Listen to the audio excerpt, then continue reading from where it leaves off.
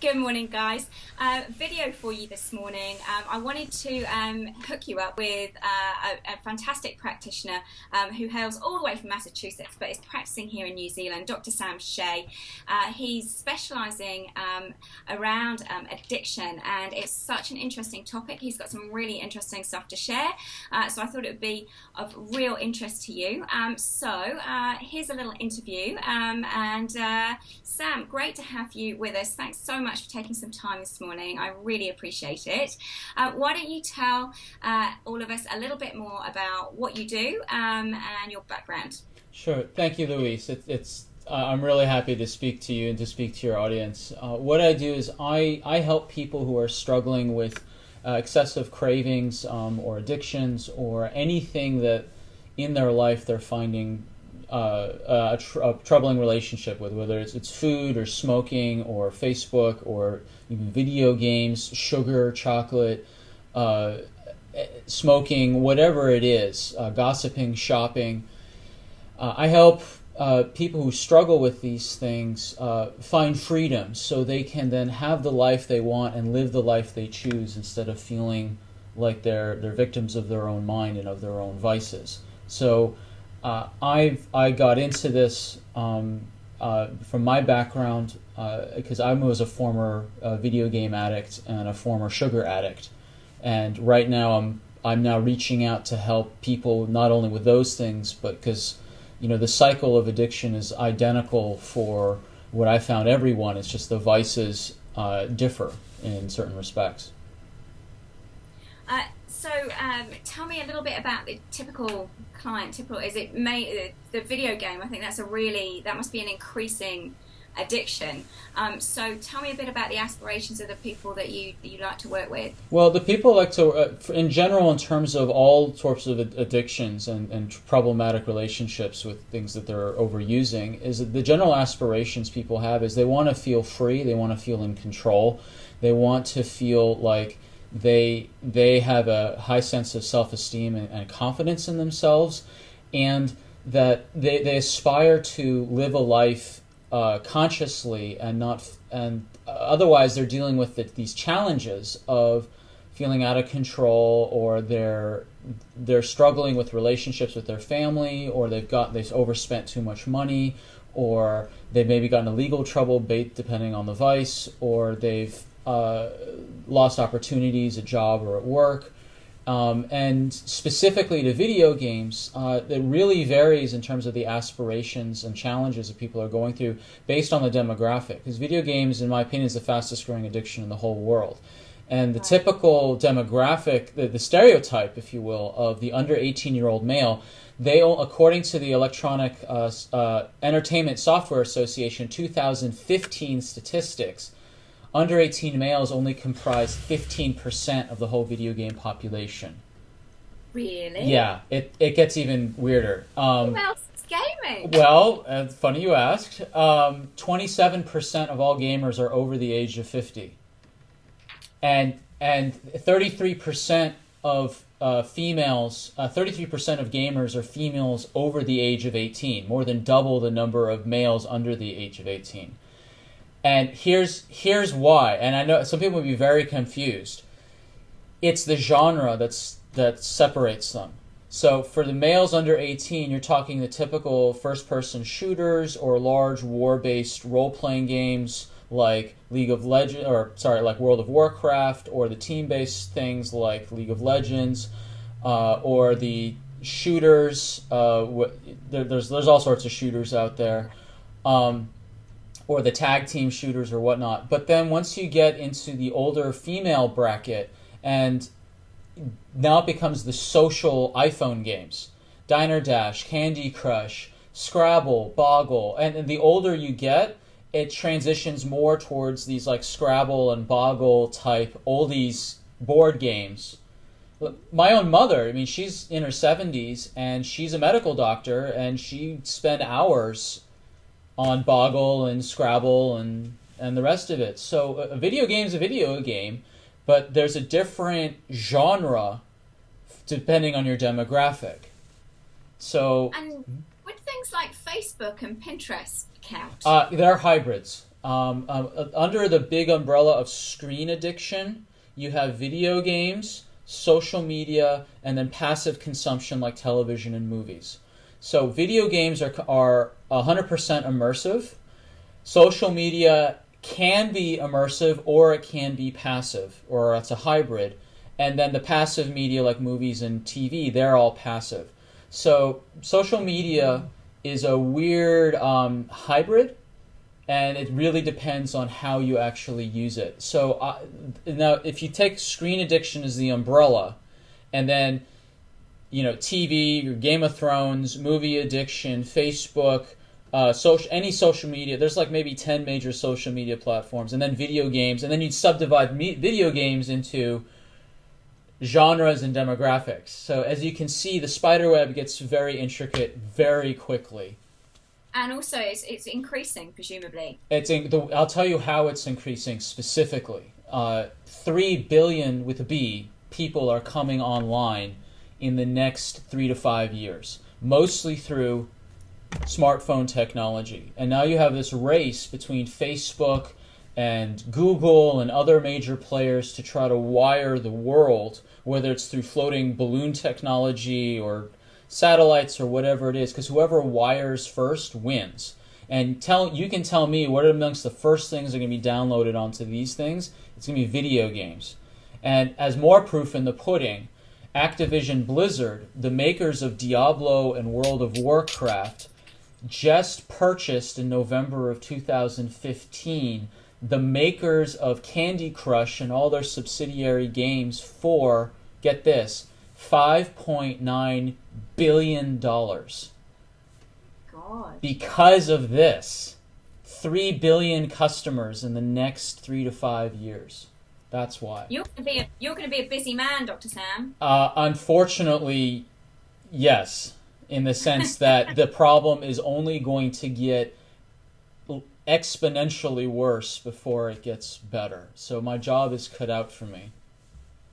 So could you tell me just a little bit about your story and your struggle and how you've got to your solution and how that's unfolded for you? So my story is, the short version of my story is that my parents divorced quite bitterly when I was 6 years old.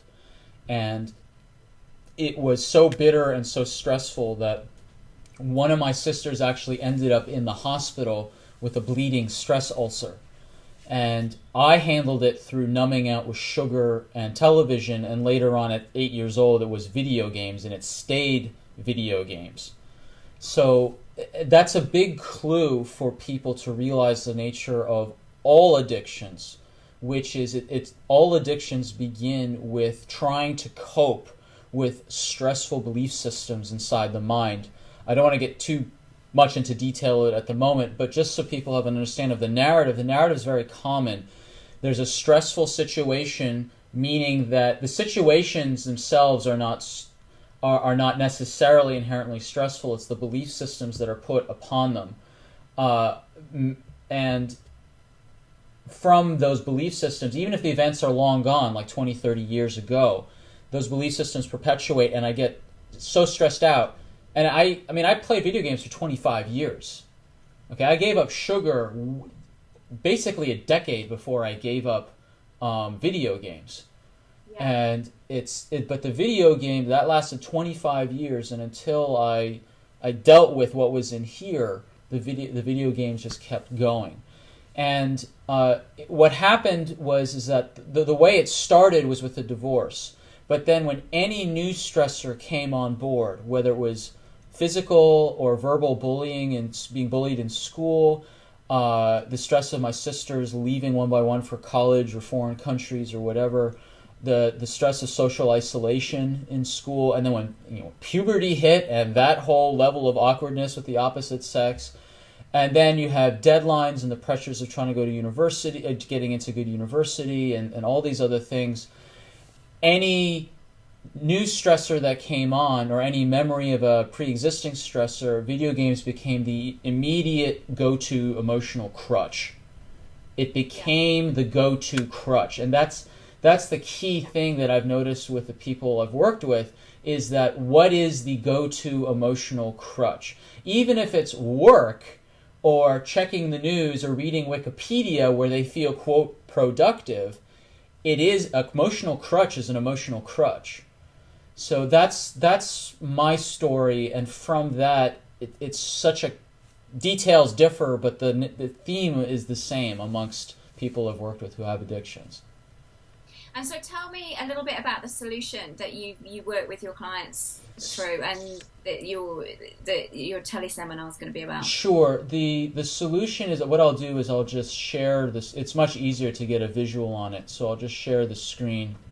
This is the addiction beast cycle. Now, this is the 5-phase model for addiction that I created, and I found applies to all addictions. Now, I'll show you where, well, some people say, well, people addicted to smoking, that's totally different than addicted to work.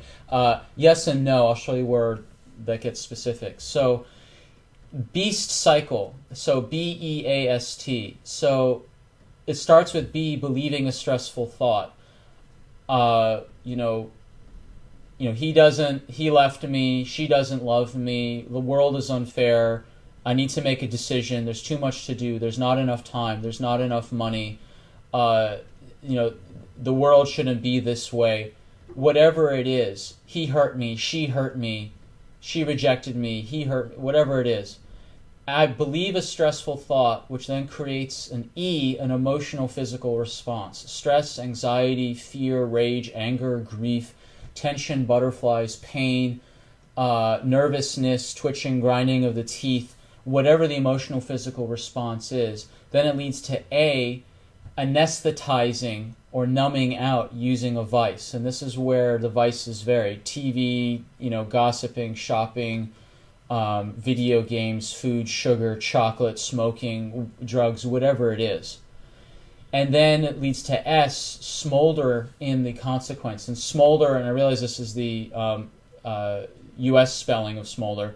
Smolder stands for a 7-letter acronym for the types of consequences that the categories are the same, but the extent of the damage and the extent of the consequences vary wildly based on the vice. So someone who is a video game addict has a very different set of consequences than someone who's a sugar addict, which is different from a workaholic, which is different from anything else.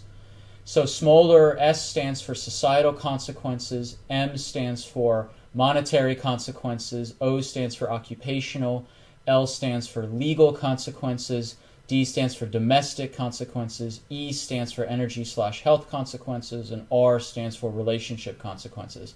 So for food addiction, you've got societally, if people are putting on extra weight, we live in a society at this point in time where there are societal consequences to people who are overweight. They're judged, statistically they earn less. There's societal consequences at this time and age. Monetarily, spending a lot of money on junk food and eventually health bills and the consequences of eating lots of sugar and other junk food. Occupationally or educationally, there are statistical realities to food addiction in the workforce. Legally, there's no real legal consequences for food addiction. Domestically, like the house can be a bit of like constantly reaching for sugar here and there. It can be a bit challenging and chaotic, especially if someone likes to keep sweets around but you have challenges with sugar. Energy/health, there's lots of health consequences to food and sugar addiction. And relationships, there can be lots of consequences to people suffering with addictions, whether it's to food or something else. So then we've gone through these 4 phases: believing in a stressful thought, emotional physical response, anesthetizing or numbing out using a vice, smolder in the consequences, and then we've got T, terrible or stressful thoughts that follow the smolder. Now, these terrible thoughts differ than the original stressful thoughts that started the cycle. These terrible thoughts are like, I'm worthless, I have no willpower, what did I just do? I just lost all this money, I just lost this job opportunity, I'm a terrible person, I'm weak. And then if, this is the key, this is where it becomes a cycle, if we believe these new terrible thoughts, then we feel bad, want to numb out, have consequences, which we have terrible thoughts about. If we believe them and we feel bad, want to numb out, and the cycle goes on and on and on and on. And that is the addiction beast cycle. It explains every phase of addiction, and I find it's the most useful model out there today because it encompasses all the major facets. And more importantly, there are solutions to it. So the solutions are, they all have R's. So to deal with the stressful belief systems, we resolve the stressful beliefs, the root of addiction. I mean, you do a lot of this with your work, dealing with the root causes, the root emotional stressful beliefs.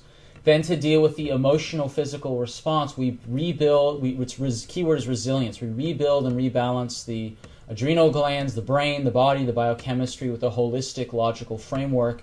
And the framework that I use, that I created, is called the 10 Points of Wellness, which is a topic for a whole other discussion. It's a really big topic, but basically looking at how do we structurally frame wellness in a logical, learnable framework. We look at the brain, we look at bowels, we look at the physical body, we look at burst, which stands for burst exercise, we look at toxic biotoxins, we look at nutrition, we look at breakfast and all morning routines and rhythms of eating. We look at categories of stressors, whether it's financial stress or spiritual stress or emotional stress. Bugs is your relationship with all things microscopic, from your gut flora to is there mold in the house. And lastly, bedtime, which is are you sleeping? So this is the 10 pillars of wellness that I walk people through to rebuild their resilience.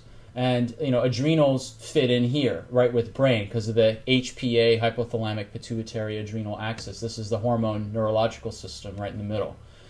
And then to deal with the anesthetize or numbing out phase, this is where you get vice specific. How do we restrict, remove, and replace the vice? Smoking, the strategies for smoking, they're very different than video games because to restrict and remove video games is almost impossible nowadays, not totally, because of Wi-Fi. Right. And everyone is now a dealer because they have hotspots and whatnot, and now you've got video game cafes. I mean, when I was back in 1996, when my sister performed a modemectomy to remove the modem, this was a dial-up modem, there was no Ethernet, there was no Wi-Fi. I was out. I was cut off, and I was playing online games back in the 90s, early 90s. And so you did cold turkey? No, I had the non-online games on my computer and on the console. So I still had Civilization, the card games, Minesweeper, and my Sega Genesis and Sega Master System and other stuff that weren't linked to the internet as most consoles are today. So, like I said, you can restrict it. Restricting and removing video games, that's like a massive discussion that's going to be reserved for another program because it's so complex right now. And then you add in social media to this mess and it gets quite messy. But it is possible. And then smolder, the key here is to reverse the damage and make amends, not only to yourself but to the people around you. Societally, monetarily, occupationally, legally, domestically, energy and health-wise, and relationships. And again, this is very, very individual because the extent of the damage varies wildly, not only between the vices, but between the individual's use of said vice. Like a binge drinker has a very different set of damage to a constant raging alcoholic all the time. Yeah. So for here, the terrible phase, terrible stressful thoughts, this is the bottom. This is where people hit bottom, in quotation marks. And this is where a lot of people decide that they need help, is they've hit bottom in their, bottom's a moving target for each individual. And they decide that I need to stop this. I need to stop this addiction, stop the damage. I need help. And this is where you reach out for help and accepting that there's an issue, assessing the situation, asking for help, and actioning the next steps to get better. And the actions are everything here: resolve, resilience, restrict, remove, replace, and reverse the damage. So this is my baby. This is the thing I'm most proud of, is this addiction model. This is what I want to bring to the world. I want to completely change the whole discussion around addiction into a practical, usable model that is easy to remember and logical for people to follow, especially those that are in the throes of addiction. Does this all make sense? Yeah, I particularly love the smolder. I think that's fantastic. Running through the consequences in those different categories, it's so easy to follow. And yeah, that smolder thing's jumping out to me like crazy. Thank you.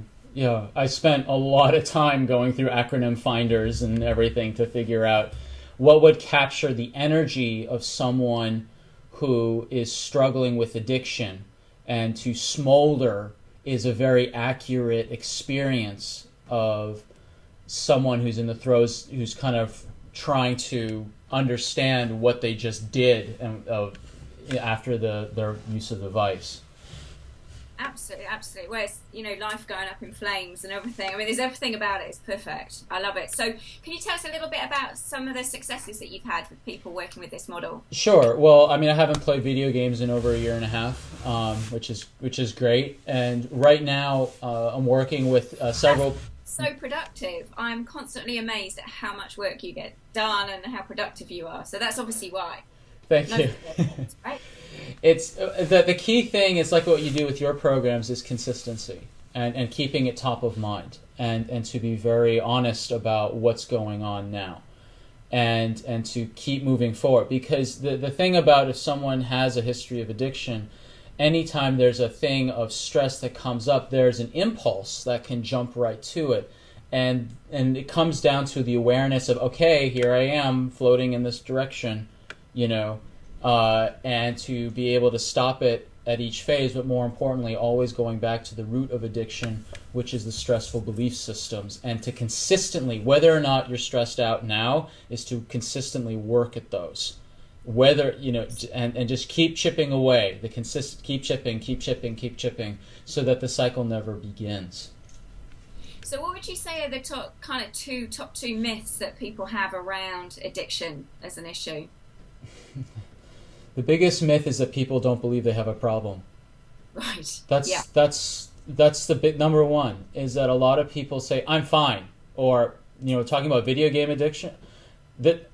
I rented a booth at the Women's Lifestyle Expo back in 2014, and I had the best booth in the whole place with 5,000 women in here in Waikato. And I was, help your child's video game addiction. I mean, big banners, and I had I had everything set up. Okay, take a guess how many of the 5,000 women came up to my booth to ask for help about their son. I don't know. So was it a whole load of women asking you for help doing that? No. I was focusing on their child stuff. So I thought I had a small army of women come up concerned about their kid. Guess how many came up out of the 5,000? I don't know. Tell me. 3. Really? 3. So that's other people aren't perceiving it's a problem. Here's what happened. When I actually went out and started to talk, so these other 4,997, they read the banner and did this and walked the other way quickly. And then when I actually went up and tried to engage them, the responses I got were, he's fine. He'll grow out of it. He's fine. It's not hurting him. And I wrote an article about this whole experience on my blog, and it was entitled "The 5 Ways Video Games Are Used as Parenting Tools: How They Work and How They Backfire." And the 5 main reasons parents are quite complicit in video game use is that it's a cheap babysitter. Yeah. It's an instant pause. For 45 minutes, here's the game. It's an instant form of punishment. If you take it away, it's an instant form of reward. And it's a lesser evil. It's not, if they're video gaming, the parents know where they are. They're not getting into risky behavior, gang activity, drugs, alcohol. I mean, that's the justification. It's a lesser evil. And I'm not knocking those valid reasons. I just point, it's a long article. I really took the time. It's like 4,500 words. Well, send the link and I'll so I can... Sure. It's because this incident really rocked my world at the expo. Seeing just the denial, and the aggressively so, by the parents. And so there's perks to video games for parents. And that's what I'm talking. Going back to the myth. The myth is that they don't see the problem either for themselves or for someone else. I'll tell you exactly the demographic of when it suddenly becomes a problem for parents. When they have finished high school and are failing in college, or they've returned from college back home, these boomerang kids, and they have no job, no girlfriend, and no future, and all they're doing is sitting in there leeching off the Ethernet bills and playing video games all day. And that's precisely what those three women were. They came up saying, my son came home from university, all he does is play video games, he's going nowhere. And this is even more sad and terrifying. I'm afraid to say anything because I'm afraid he's going to get violent with me.